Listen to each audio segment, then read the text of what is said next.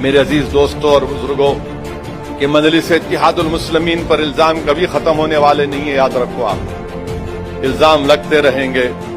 हम जब कभी भी इलेक्शन लड़ेंगे, ये लोग नहीं इनू लड़े तो ऐसा हुआ, इनू लड़े तो ऐसा होगा, नहीं लड़ना था। देखो, मैं मजलिस के मुखालिफीन से बड़े अदब के साथ कह रहा हूं कि आप जितना पुकारना है पुकारो, जितना अखबार को काला करना है करो, जितना फेसबुक पे बोलना है बोलो, मगर मैं और मेरी जमात पीछे हटने वाली नहीं है।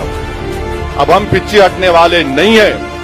तुम्हारे अखबार के काला करने से, तुम्हारे फेसबुक पर झूठ लिखने से, बोलने से, तुम्हारे वो कैलकुलेशन बताने से कुछ फर्क पड़ने वाला नहीं है। इतना आवाज लगाओ कि दिल्ली में मोदी चमक कर उठ जाए कि महाराष्ट्र में कौन इनकलाब बर्पा कर रहा है। तो क्या संविधान आरएसएस ने दिया? बताओ, क्या हिंदुस्तान का संविधान आरएसएस ने दिया? क्या हिंदुस्तान का संविधान मोदी ने दिया? क्या हिंदुस्तान का संविधान फडणवीस ने दिया? क्या हिंदुस्तान का संविधान नेहरू गांधी परिवार ने दिया? तो किसने दिया हिंदुस्तान का संविधान? किसने दिया संविधान? जब संविधान अंबेडकर ने दिया, तो फिर अंबेडकर के मानने वाले कब तक जुल्म का शिकार हो गए? आजादी, आजादी चाहते हैं हम, तो कल रात में 9 बजे कोई टीवी चैनल ये ना कह दे कि ओवैसी आजादी बोला।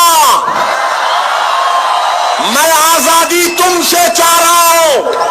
मैं आजादी तुम्हारे दिमाग में जो मुझसे दुश्मनी है उससे आजादी चाह रहा हूं। मैं तुम्हारी सोच से आजादी चाह रहा हूं। मैं तुम्हारे जुल्म से आजादी चाह रहा हूं। मैं आजादी इसलिए चाह रहा हूं, सुनो मोदी, क्योंकि तुम्हारी हुकूमत, तुम्हारी सोच रखने वाले हम पर जुल्म कर रहे, हमको दबा रहे।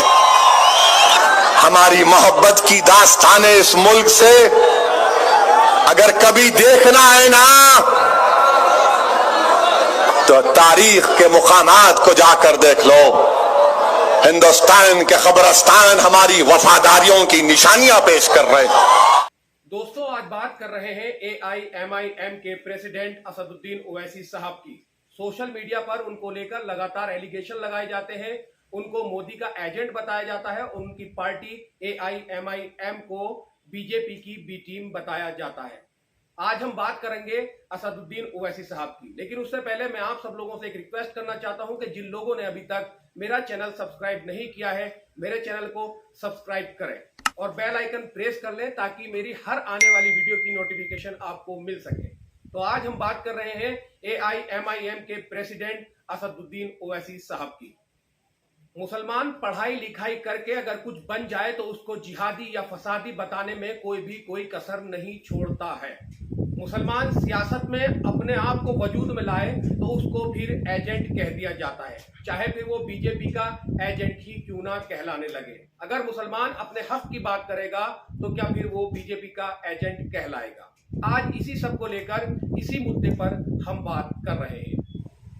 असदुद्दीन ओवैसी साहब को वोट कटवा, बीजेपी का एजेंट उनकी पार्टी को कहा जाता है। असदुद्दीन ओवैसी साहब को खुद मोदी जी का एजेंट कहा जाता है। सोशल मीडिया पर इस तरह का ज्ञान बांटने वाले बहुत सारे लोग बैठे हुए हैं। बहुत सारे नेता उनके बारे में ये स्टेटमेंट देते हैं कि वो बीजेपी के लिए काम करते हैं। इस सब के पीछे एक बड़ा कारण ये है कि वो सांप्रदायिक या इस तरह के अपने भाषण देते हैं और उनको किसी भी तरह की परेशानी बीजेपी से नहीं होती है। बीजेपी उनके खिलाफ कोई भी वारंट जारी नहीं करती है। इसी सब को लेकर लोग समझते हैं कि असद साहब जो है वो बीजेपी के एजेंट हैं। बीजेपी उनके खिलाफ कोई भी एलिगेशन क्यों नहीं लगाती है, उनको क्यों गिरफ्तार नहीं करती है? सिर्फ और सिर्फ इस वजह से क्योंकि आजम खां की हालत बीजेपी ने बदतर की हुई है।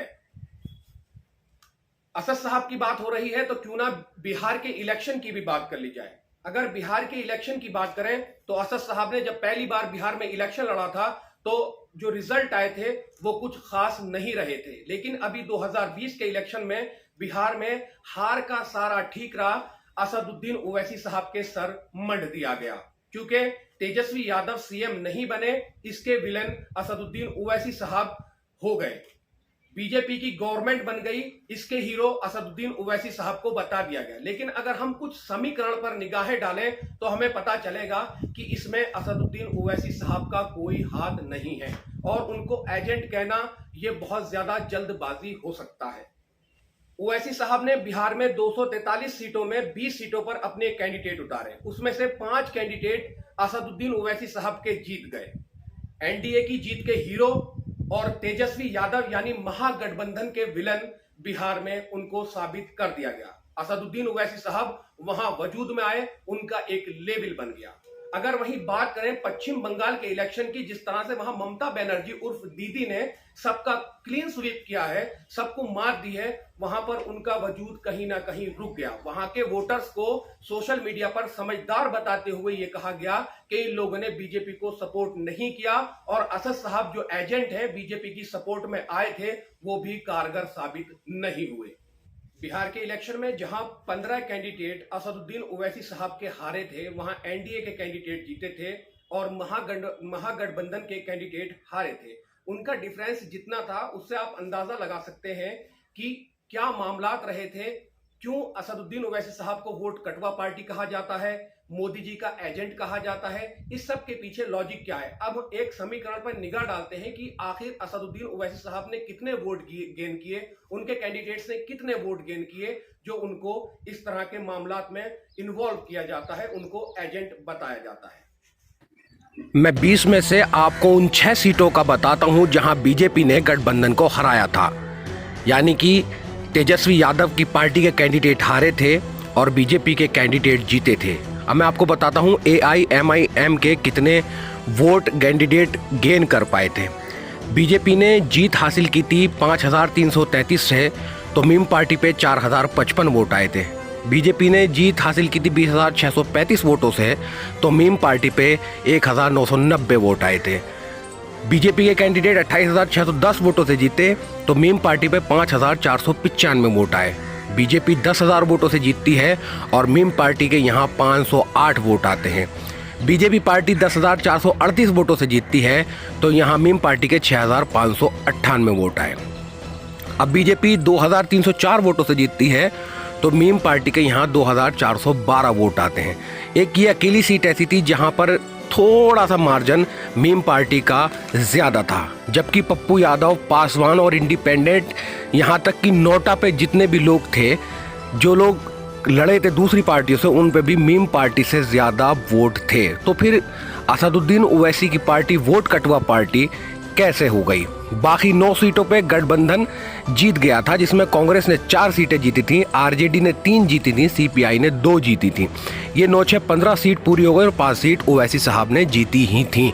तो 20 सीटों का कुल परिणाम इस तरह से था। तो आप खुद डिसाइड करिए कि किस तरह से असदुद्दीन ओवैसी साहब एजेंट हैं या उनकी पार्टी जो है वो बीजेपी की बी टीम है।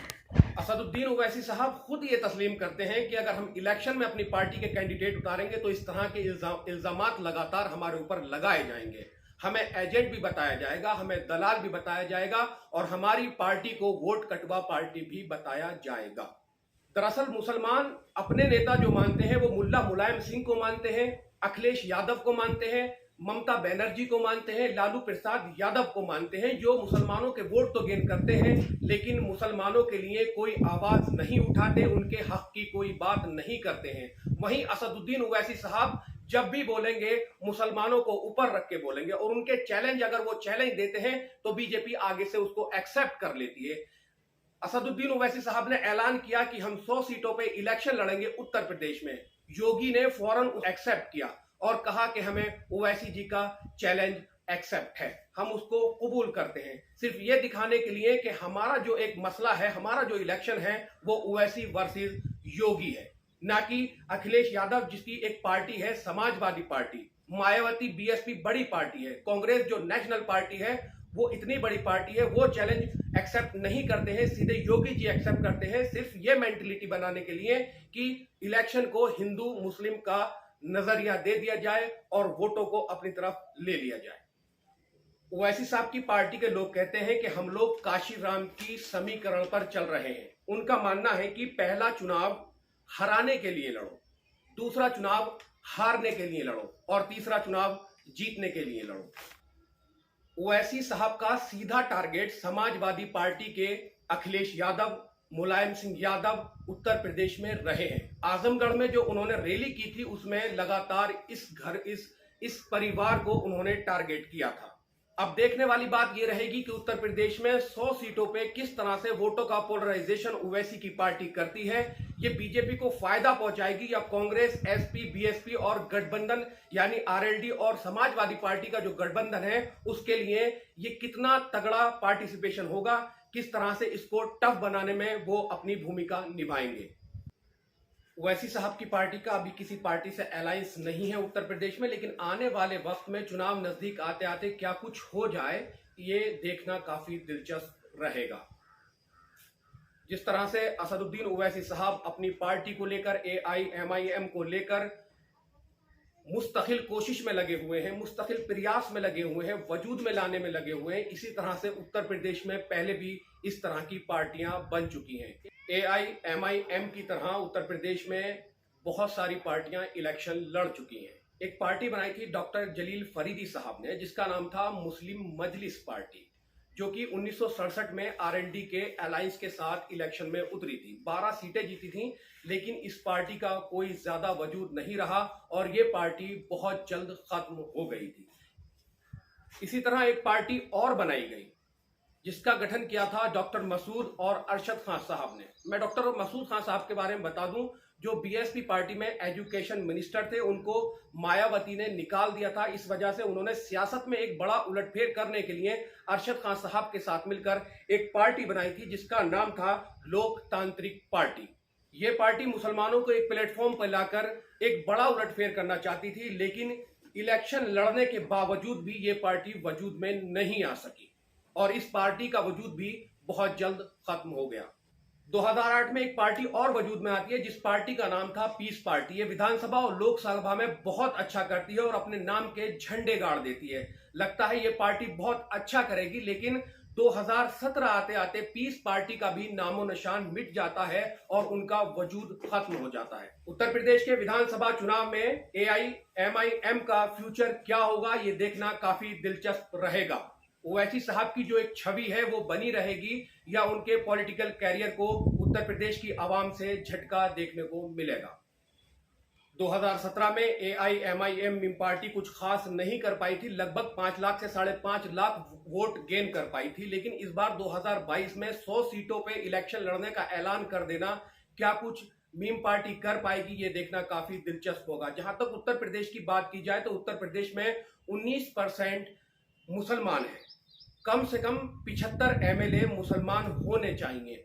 एक बार ऐसा हुआ है सन 2012 में जब मुसलमानों की विधायकों की संख्या 67 थी और एक विधायक उपचुनाव जीतकर ये संख्या 68 हो गई थी। जब बीजेपी पार्टी वजूद में आई है, मुसलमान जो भी विधायक हैं उनकी संख्या कम हो जाती है। अभी हाल फिलहाल उत्तर प्रदेश में सिर्फ और सिर्फ 24 विधायक हैं जो कि मुसलमान हैं।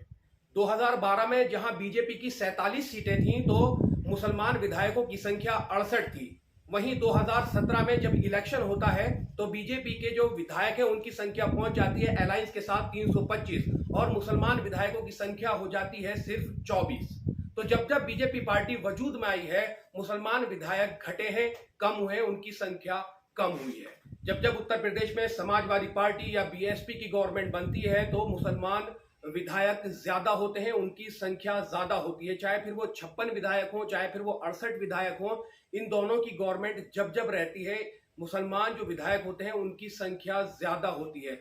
अगर बात करें असदुद्दीन ओवैसी साहब की, जिन्होंने 100 सीटों पर इलेक्शन लड़ने का फैसला किया है और वो ये चाहते हैं कि हमेशा मुसलमानों की हिस्सेदारी की बात हो, मुसलमान विधायक ज्यादा पहुंचे, मुसलमान विधायक ज्यादा जीते और मुसलमानों को आगे रखकर वो हमेशा बात करते हैं और उनके जो भाषण होते हैं उन्हीं भाषणों की वजह से इलेक्शन को हिंदू मुस्लिम का रूप दे दिया जाता है, जिससे वोट पोलराइजेशन हो जाता है और वोट इधर उधर बिखर जाता है और इसी का फायदा बीजेपी को हो जाता है।